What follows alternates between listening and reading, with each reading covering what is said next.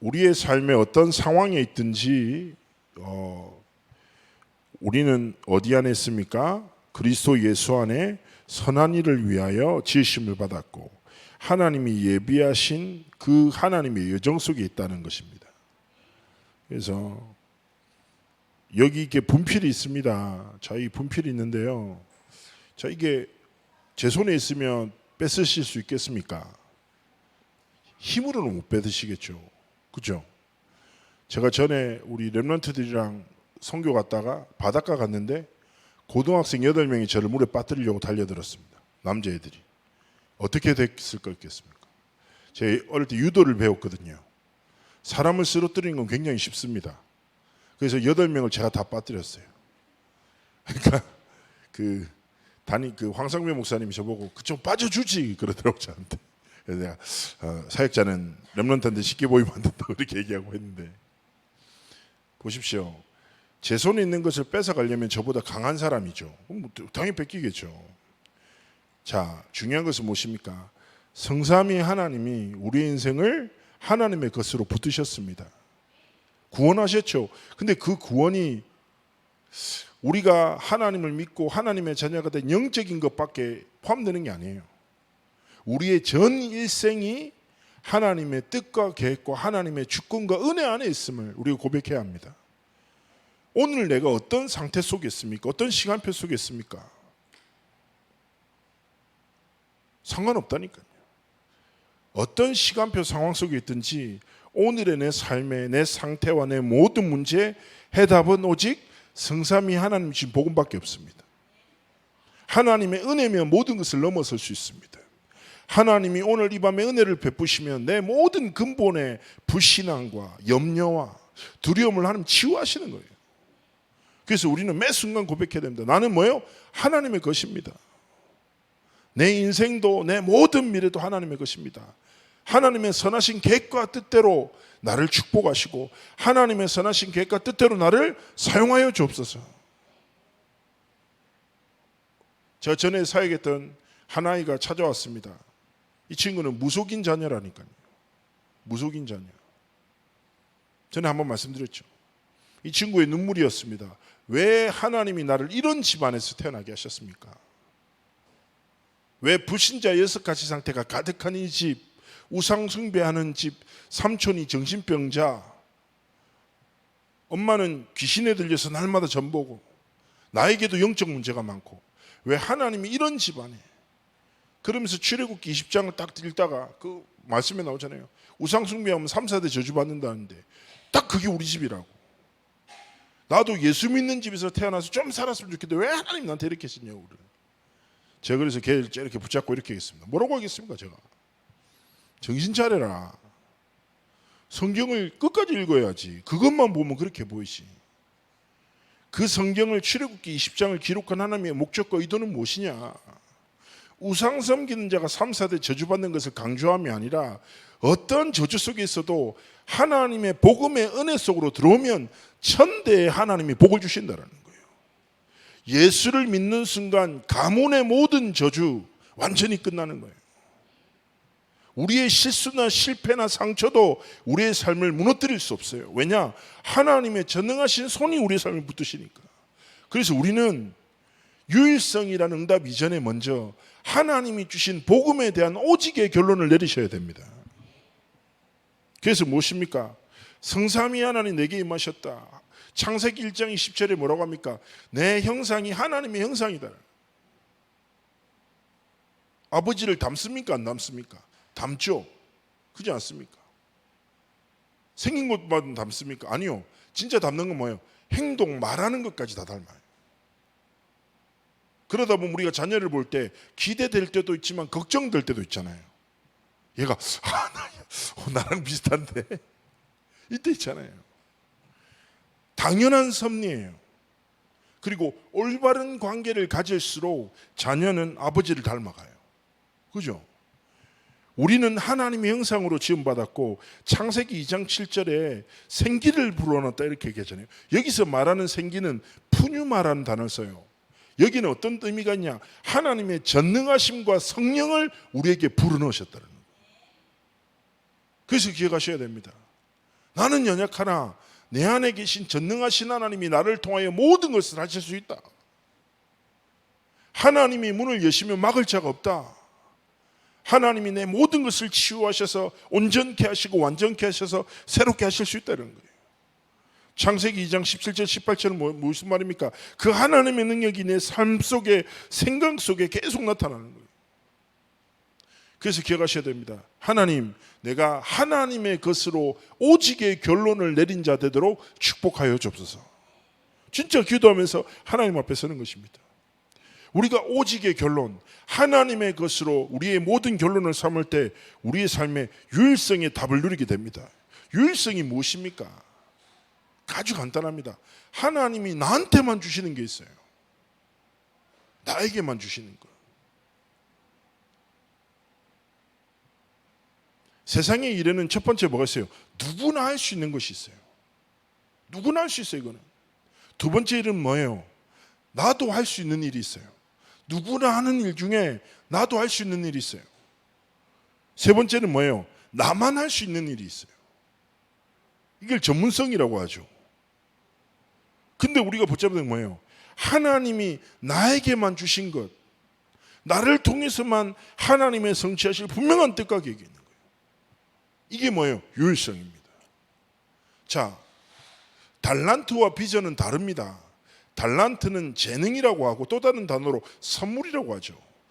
많은 랩런트들은 달란트 이코르 비전이라고 생각합니다. 예를 들면 너의 비전은 무엇이니? 라고 얘기하면 아이들은 뭐라고 얘기하냐면 이렇게 얘기합니다. 저는 교사가 되는 것입니다. 혹은 의사가 되는 것입니다. 법관이 되는 것입니다. 그것이 나의 비전입니다. 라고 얘기하죠. 그래서 저는 그게 맞지만 틀렸다고 생각합니다. 업이라는 것은 달란트를 쫓아가다 보면 만나는 결과예요. 하나님이 주신 선물을 붙잡고 살아가다 보면 사람은요, 저마다 하나님이 주신 관심과 가능성을 통해서 업을 가지게 되죠. 그죠? 그런데 비전은 뭐냐? 그 달란트가 뭐라고 했습니까? 재능 이꼬르 선물이라고 했잖아요. 선물이란 게 무엇입니까? 누군가 목적과 의미를 두고 그 사람에게 전달하는 거잖아요. 재능을 주시는 분이 누구십니까? 오직의 결론을 주신 성삼위 하나님이세요. 유일성이라는 게 뭐냐? 결국 재능으로 살아가는 것이 아니라 재능을 주신 하나님의 뜻과 계획과 이유대로 살아가는 거예요. 즉 목사는 많은데 하나님이 원하시는 목사가 없으니까 하나님이 원하시는 목사의 길을 걷는 게 뭐예요? 유일성의 여정입니다. 교사는 너무 많아요. 그런데 하나님이 원하시는 교사가 없어. 전문인들은 많은데 하나님이 원하시는 전문인이 없어. 하나님, 내가 세상 사람들은 자신의 재능으로 자신의 이름을 위하여, 자신의 인정받는 것을 위하여, 자신의 안전을 위해서 살아가지만 하나님, 나는 하나님이 나에게만 주신 것으로 유일성의 길을 걸어갈 것입니다. 뭐요? 하나님의 언약의 성취의 여정을, 하나님의 영광을 나타내는 삶과 길을 걷겠습니다. 결단하기를 하나님이 원하시는 것입니다. 기억하십시오. 우리의 오늘의 삶이 생존을 위해서 이어져 나갔으면 되겠습니까? 우리가 마태복음을 계속 받지 않습니까? 마태복음이 무엇입니까? 왕 대신 예수님께서 우리의 기준을 계속 바꾸는 거예요. 너희가 하는 기도가 그게 기도가 아니라는 거예요. 너희들이 복으로 정의한 게 그게 복이 아니라는 거예요. 다른 것이 있다는 거예요. 필요를 쫓아 살지 말라는 거예요. 하나님이 필요로 하신 것을 기도하라는 거예요. 일용할 양식 하나님 다 공급하신다고 해요. 그래서 우리의 삶에 하나님이 주신 내 삶의 딱 길을 가지고 나를 통해서만 하나님이 이루실 것 질문하십시오. 그리고 하나님 앞에서 고민하시고 기대하십시오. 하나님, 나의 삶을 통하여 어떤 영광을 받기를 원하십니까? 하나님, 나의 삶을 향하여 하나님은 어떤 선하신 계획을 가지고 계십니까? 하나님, 기대합니다. 하나님, 모르겠어요 이게 아니라, 하나님 안 보여요가 아니라 하나님 앞에 기대와 소망을 딱 가지고 하나님 앞에서 오늘을 날마다 복음으로 지켜나가는 것입니다. 오직의 결론도 하나님이 은혜로 주시는 것이고 유일성의 응답도 하나님의 은혜로 깨닫게 하시는 거예요. 그래서 하나님의 은혜와 딱 시간표를 구하면서 하나님 앞에서 삶의 길을 걸어가기를 원하시는 거죠. 이 유일성의 답을 가진 성경의 인물들은 누굽니까? 잘 아실 겁니다. 요셉이죠. 전 요셉을 생각하면 할수록 놀랍습니다. 어떻게 저렇게 살아갈 수 있었지? 우리야 성경 전체로 인생을 딱 보니까 아는 거지. 만약에 제가 요셉이었으면 한 3번 정도 삶을 포기했을 것 같아요. 왜냐하면 생각해 보세요. 어머니 없이 자랐는데 자기가 믿고 따르던 형들에게 배신당해서 죽을 뻔했는데 그 당시에 뭐예요? 날씨 때문에 안 죽었거든요. 웅덩이에 빠뜨려서 죽이려고 했는데 말라버린 거예요. 그래서 요셉이 살려달라고 하잖아요. 그런데 어떻게 됩니까? 또 배신당해서 노예로 팔려갑니다. 자, 생각해 보세요. 여기서 중요한 건 그가 겪었던 현실의 문제가 아니에요. 왜냐하면 말씀이랑 완전 반대되는 삶이잖아요. 하나님이 주신 약속은 반드시 자기한테 다 절해야 되는데 자신의 연세는 계속 절하고 자빠지는 거예요. 계속. 고개 숙여야 되고 살려달라고 빌었는데 또 버림받고. 그리고 노예로 가잖아요. 얼마나 언약과 반대됩니까? 노예가 누굽니까? 모든 사람한테 절해야 돼요. 쳐다보는 사람한테 다 절해야 돼요. 언약과 어떻게 해요? 반대인 거예요. 현실이 문제가 아니라 안에 들어봐서 안 믿을 것 같아요. 내 같으면. 해도 너무한 거 아닙니까? 하나님. 분명히 언약은 다 나한테 절하는 건데 왜 내 현실을 맨날 절하고. 노예로. 자, 노예로 딱 살았는데 보디발의 아내가 유혹하잖아요. 근데 이게 보디발의 아내가 특별히 나쁜 애가 아니에요. 왜냐하면 그 당시에는 그런 고위 관리들이 한 번 여정을 떠나면 몇 달씩 떠나. 그래서 그런 종들과 함께 어울려서 노는 것이 그 당시의 귀족들의 문화란 말이에요. 누구나 그렇게 해. 보디발의 부인이 특별히 음란한 것도 아니고. 그 요셉도 그 시대의 문화에 충분히 타협할 수 있었거든요. 그런데 믿음으로 선택하잖아요. 내가 하나님과 주인 앞에서 범죄할 수 없다. 그러면 우리의 믿음대로라면 팍 문이 열리고, 그죠? 에? 보디발이 딱 깨닫고 네가 원래부터 이랬더니 딱 이렇게 돼야 되는데 왜 돼요? 더 심각한 문제가 닥쳐요. 이제 뭐예요? 감옥에 가는 거예요. 내 같았으면 그 정도에서 생을 마감했습니다. 벽에다가 손가락 피로 막 글자에서 나를 괴롭혔던 놈들 이름 다 적고 내가 갔을 거예요. 보세요. 현실의 어려움이 아니라 말씀이랑 반대되는 상황이잖아요. 계속. 자, 그런데 요셉은요. 요셉의 딱 여정을 창세기를 보면 한 번도 하나님 앞에서 믿음으로 범죄치 않았고 의심치 않았어요. 현실 속에 살아갔지만 현실 속에서도 모든 것을 선으로 바꾸시고 성취하시는 하나님과 함께하는 답을 가졌던 거예요. 그러니까 어떻게 됩니까? 모든 시간표 속에서 인정받아요. 하나님이 함께하심이 보여요.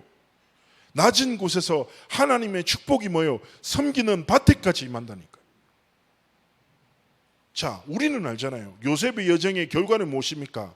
언약 성취의 여정이잖아요. 언약은 하나님이 성취하신다. 그럼 우리는 질문할 게 뭐예요? 내가 어떤 현실 속에 있냐가 아니에요. 이 현실 속에서 하나님이 내게 주신 언약은 뭐냐?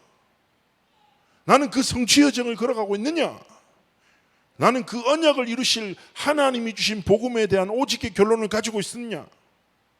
그리고 하나님이 주신 유일성이 내 업의 삶의 여정 속에서 나타나고 있느냐? 질문하셔야 돼요.